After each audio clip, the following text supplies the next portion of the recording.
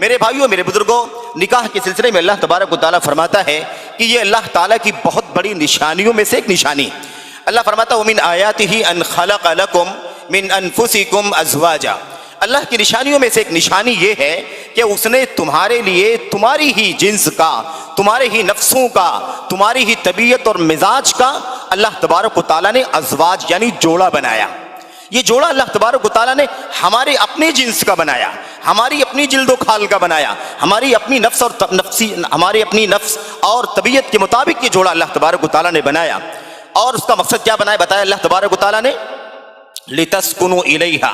اس کا مقصد یہ ہے کہ تاکہ تم اپنے ہی جنس اور اپنی ہی طبیعت کے جوڑے کے ساتھ مل کر کے سکون پا سکو، سکون حاصل کر سکو۔ وَجَعَلَ بَيْنَكُمْ مَوَدَّةً وَرَحْمَةً، اور اللہ تبارک و تعالیٰ نے تمہارے درمیان مودت بنائی ہے، یعنی محبت رکھی ہے، اور رحمت اور شفقت کا جذبہ بنایا ہے۔ اللہ تبارک و تعالیٰ کی طرف سے اس آیت کریمہ میں نکاح کے سلسلے میں جو بات بیان کی گئی ہے وہ دو تین نکات پر سمجھنے کی چیز ہے۔ پہلی بات تو یہ ہے کہ اللہ تبارک و تعالیٰ کی بہت بڑی نشانی، اللہ کی نشانیوں میں سے ہے یہ، اللہ تبارک و تعالیٰ کی آیات میں سے ایک عظیم الشان آیت اور نشانی ہے۔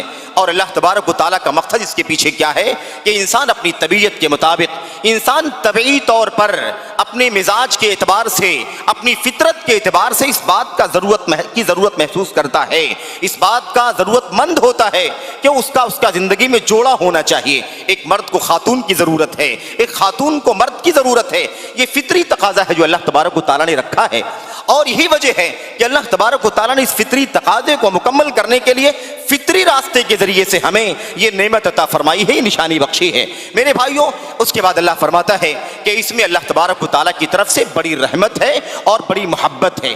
آپ دیکھیں کہ شادی کا رشتہ کس قدر دور دراز رہتا ہے، نہ جانے کہاں کی خاتون ہے، نہ جانے کس علاقے اور بستی اور کس کلچر کا وہ لڑکا ہے، لیکن اللہ تبارک و تعالیٰ نے اس نکاح کے رشتے میں اتنی محبت رکھی ہے، اتنی برکت اور رحمت رکھی ہے کہ جب یہ نکاح کے رشتے میں بدھ جاتے ہیں، دونوں عقد نکاح کر کے ایک دونوں کے قریب ہو جاتے ہیں، ایک دوسرے کے قریب ہو جاتے ہیں، تو میرے بھائی ٹوٹ کر کے ایک دوسرے سے محبت کرتے ہیں۔